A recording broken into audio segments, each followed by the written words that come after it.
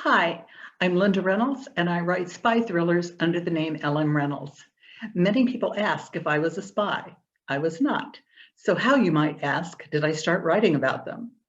I spent my first 20 years after college with Pan Am, traveling around the world to exotic and sometimes dangerous locations.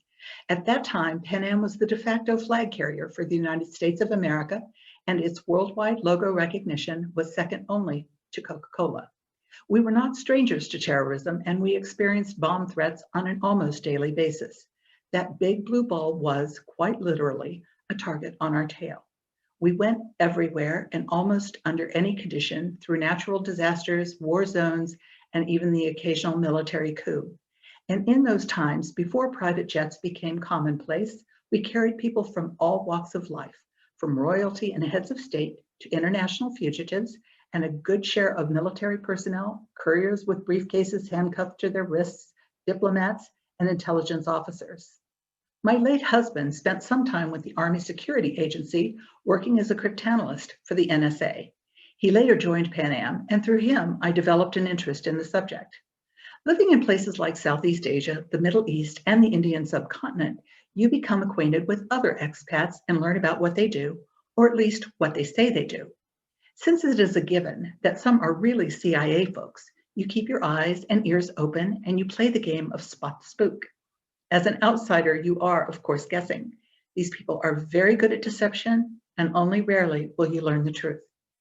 Along the way, I simply became intrigued. Spot the Spook took on a new meaning as close friendships were forged with people in the intelligence and diplomatic communities. I started writing stories, 10 pages here, 6 pages there. Those stories sat in a box while I moved on with life and became an early entrant in computer technology.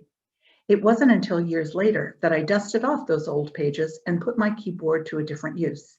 They are the foundation for the novels I write today. My books are a series whose central character is a CIA spy named Kat Powell. The inspiration for my spy originated with a close friend who long ago revealed to me the true nature of her job. To this day, I don't know why she told me, but I kept that secret for decades. I often thought about her circumstances and about the sacrifices she made over the course of her career. And while there is little resemblance between my character and my friend, or the situations they have faced, they have both lived a life in the shadows with personal and work lives existing in parallel but strictly compartmentalized universes.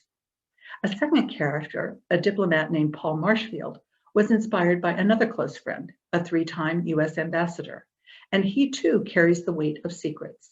And here too, there is little resemblance between the character I've drawn and the real person, but I think of him when I imagine how my character should manage some of the situations and events that take place in the story.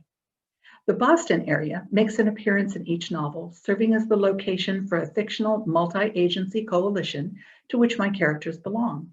Each novel also offers an international backdrop, and I draw on personal experiences to bring realism to the setting.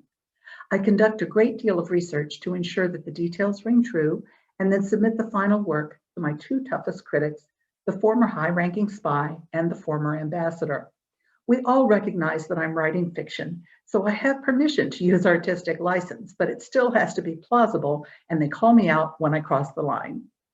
Each story has a backstory that drops you in the middle of an important real-life event from the past.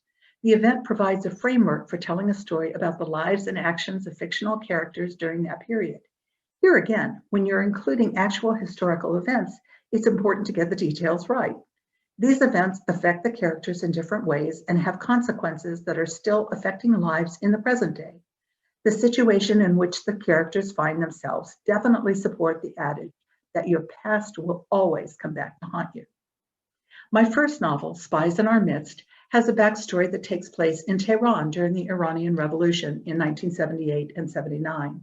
This is where my fictional spy and my fictional diplomat meet and establish a friendship at the beginning of their careers.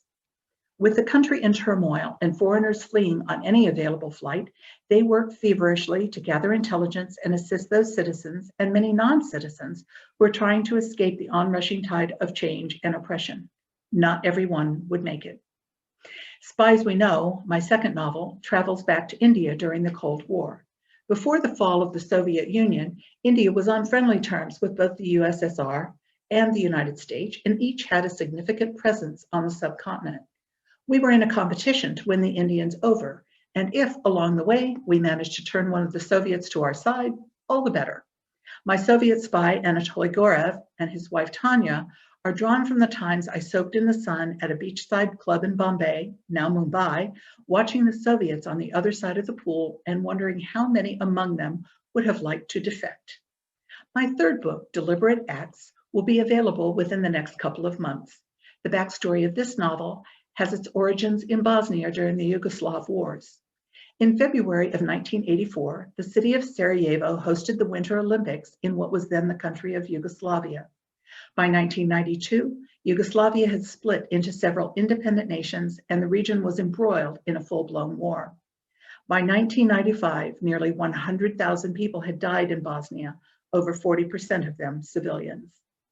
In this novel, Kat Powell discovers a lost photograph related to the death of her best friend a few years earlier. Upon learning the location where the photo was taken, she travels to Sarajevo to retrace her friend's footsteps. The journey uncovers long overlooked evidence of terrorism, and Kat and her team must identify the persons responsible before more lives are lost.